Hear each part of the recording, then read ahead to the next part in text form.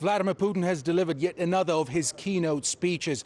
Talking for over 3 hours, it seems he left no topic untouched, no stone unturned. And he was speaking, let me tell you, in a very straightforward way. Not many politicians of his caliber speak as candidly and plainly. And of course, he was adamant that the existing world order that we've known for decades is over. It is crumbling, and this dismantling of it cannot be undone, no matter how the US and allies might be trying and preserve it. He's been even saying that one of the pillars of the existing world order, the UN itself, has to be reformed and reforged. The United Nations Security Council should be comprised of countries that wield significant influence in international affairs and, by virtue of their potential, have the opportunity and influence to shape the most important international issues. What nations are these? India is in question. There are currently over 1.5 billion people in its population. With more than 7% economic growth, it is a global giant and formidable nation. Year after year, under the leadership of Prime Minister Modi, it gains strength. Or Brazil, whose population is enormous and whose influence is expanding rapidly. And the country of South Africa. How could you not consider its global impact? But the countries following the old world order, they are opposed to such additions. And according to Vladimir Putin, that's because of the status quo. They never have a problem with nations when they are beaten, when they're small, when they're weak.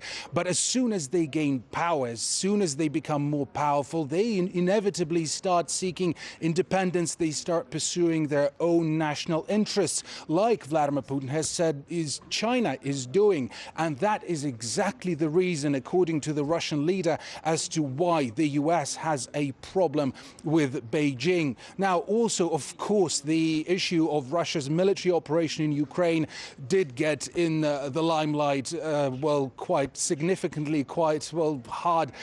Essentially, they talked a lot about how it is faring and about Russia's goals in this operation. But also, Vladimir Putin was asked about the latest incident in the Canadian Parliament when a Nazi veteran, a Waffen-SS veteran, was greeted and applauded to, and basically the whole parliament was standing and clapping, celebrating this Nazi veteran. And essentially, according to Vladimir Putin, for the Speaker of the Canadian Parliament not to know that the person who was, by the way, introduced as someone who fought against the Soviet Union in the Second World War, and for the Speaker of the Canadian Parliament not to know who fought against the Soviet Union, that it was Hitler and his allies, that would simply make him, and quote unquote, an idiot. And as for Zelensky, who was in the same room also applauding to this man, Vladimir Putin had some other words.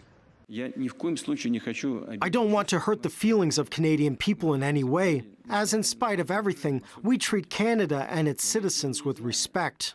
If he, the Speaker of the Canadian Parliament, doesn't know that Hitler and his henchmen fought against Russia during the war, he's an idiot.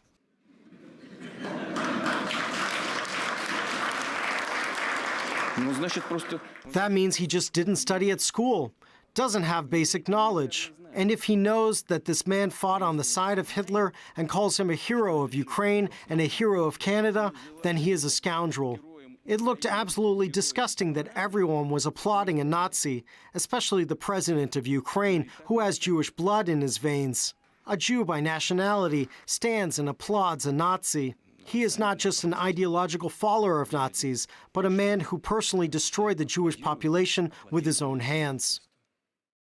Now, also, the Russian president talked about Ukraine as a country and where it finds itself now, just over a year, more closer to almost 2 years after the beginning of Russia's military operation there. Essentially, he stopped just short of calling Ukraine a vassal of Europe, of the West. Its economy, according to the Russian president, is in shambles. It can barely produce anything. And it really tells that, and it shows, and essentially he said that Ukraine right now is nothing without Western support. At the first glance, everything is balanced there. The budget is balanced in Ukraine. Macroeconomic indicators are more or less balanced. But at the expense of what?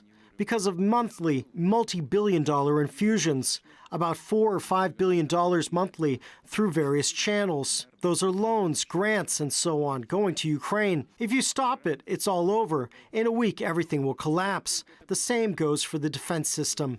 Well, imagine supplies stop. There will only be a week left to live when ammunition runs out. Yes, they are already running out in the West. I have already said that the United States produces 14,155 millimeter caliber shells, and Ukrainian troops use up about 5,000 a day. And there they produce 14,000 a month. Yes, they are trying to increase production to 75,000 by the end of next year, but it still needs to live until the end of next year. And in Europe, the situation is about the same. They say it themselves. We have delivered everything, all armored vehicles, ammunition. We have done everything for Ukraine. Now it's up to Ukraine. Let them come now at any cost. Now, one of the people who had the opportunity to ask a question to the Russian leader was the grandson of Charles de Gaulle, the Charles de Gaulle. And literally moments after the event ended, I had a chance to record an exclusive interview with him. And here's a small bit. But it's true that I admire your president.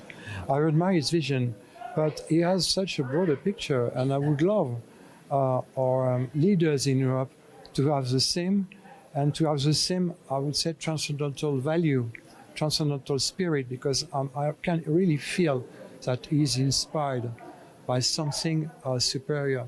I mean, true leaders in the world were inspired, and I can feel that. So it's an honor for me to be here, and it's also an honor and a duty to fight and try to restore the friendship and the partnership that my grandfather built with Russia, and to restore hope for people in my own country and in Europe who are fed up of lies, who are fed up of treasons, who want to get back the fundamental values of a nation. Now, certainly a resounding crescendo to this four-day event. And of course, the ball now is in the Western court, because it seems the Russian leader has truly laid out his vision for the world. And it's up to them to listen now. Whether or not they will, well, only time will tell.